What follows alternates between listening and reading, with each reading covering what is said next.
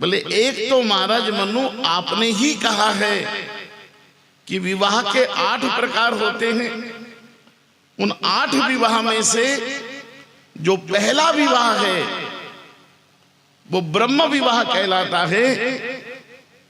मैं आपकी बेटी के साथ दूसरे प्रकार का विवाह जो देव विवाह कहलाता है उस विधि से विवाह करूंगा। हमारे 2 विवाह 8 प्रकार के विवाह है, जिसमें सबसे श्रेष्ठ माना गया ब्रह्म विवाह जो भगवान कृष्ण का श्री राधा रानी के साथ हुआ। उसकी बड़ी व्यापक चर्चा गर्ग संहिता में है। भांडिक वन की कथा में कहा गया कि भगवान कृष्ण का श्री राधा रानी के साथ ब्रह्म विवाह हुआ था। ब्रह्म विवाह उसको कहते हैं कि पति और पत्नी, स्त्री और पुरुष विवाह तो करेंगे, लेकिन दोनों के बीच में पुत्र की प्राप्ति नहीं होगी, दोनों के बीच में परमात्मा की प्राप्ति का प्रयत्न होगा। जो पुत्र की प्राप्ति के लिए नहीं, परमात्मा की भजन के लिए विवाह करते हैं, वो विवाह ब्रह्म विवाह कहलाता है।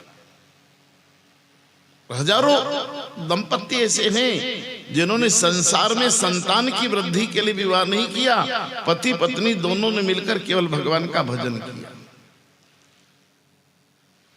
पति पत्नी मिलकर केवल भगवान का भजन करने के लिए विवाह करे, वो गंधर्व, वो ब्रह्म विवाह कहलाता है। दूसरा विवाह है देव विवाह। देव विवाह का अर्थ होता है कि हम पति पत्नी दोनों विवाह तो करेंगे, लेकिन विवाह करके देवता जैसी संतान को जन्म देंगे, इस धरती पर राक्षस को जन्म नहीं देंगे। जो स्वर्ग में रहने वाले देवता ने उनको आहूत करके अपने गर्भ के माध्यम से संसार को मैं दूंगी, ऐसी कन्या का नाम ही देवाहुति है, जो स्वर्ग से देवताओं को आहूत करके अपने गर्भ में धारण कर सके। उस बेटी का नाम है देवाहुति। और आजकल तो पता नहीं क्या क्या नाम रखते हैं बेटियों के, तो देवाहुति तो नाम हो ही नहीं सकता। देवाहुति करते हैं देवताओं को अपने गर्भ में जो आहूत कर सके। इसलिए कहा कि मैं देव, हम दोनों मिलकर श्रेष्ठ संतान को जन्म देंगे, इसके लिए विवाह करेंगे। इसलिए कहा गया जननी जने तो संत जन, आता के सूर नीतो रीजे बांझणी, क्यों गमावे नूर।